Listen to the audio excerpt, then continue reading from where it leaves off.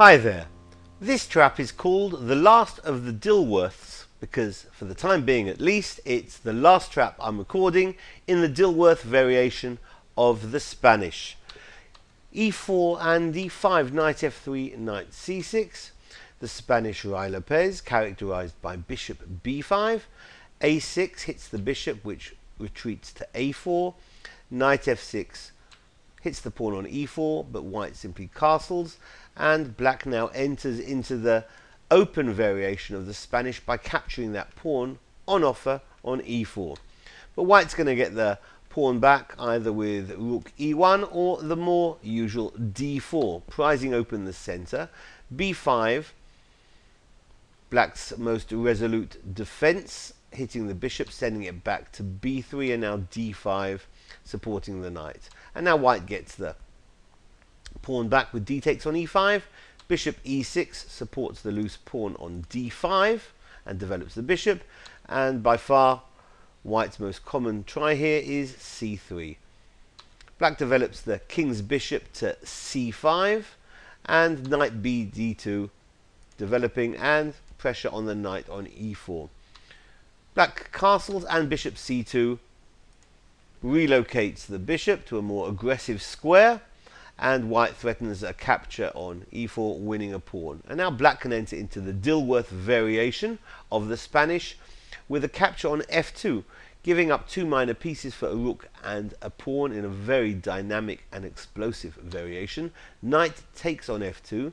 After rook takes f2, black doesn't capture immediately with bishop takes f2, rather opens up the f-file with f6, and after e takes on f6, now bishop takes f2, king takes f2, and queen takes on f6.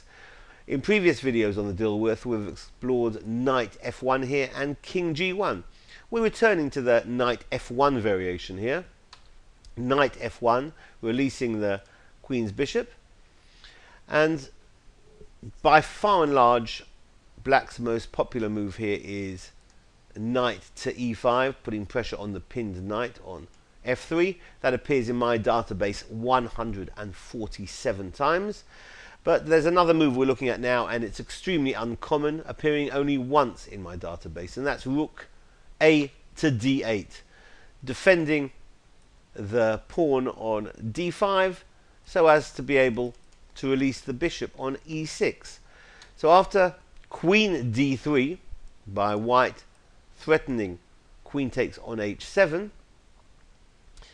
g6 defends, and now king g1 ensures that the knight on f3 is no longer pinned, and therefore perhaps the bishop might be planning to get to g5. However, black strikes first with knight e5, hitting the queen as well as the knight. White could hold the game with more or less equality with queen to e3 here or queen e2, but if white commits a terrible blunder here with knight takes on e5, then a simple win for black with queen f2 check, sending the king into the corner, king h1, and now queen takes on f1, queen takes f1, and rook takes f1, a simple mating combination to finish the game for black. So this has been the last of the Dilworths in the Dilworth variation of the Spanish. Thanks for watching. Bye-bye.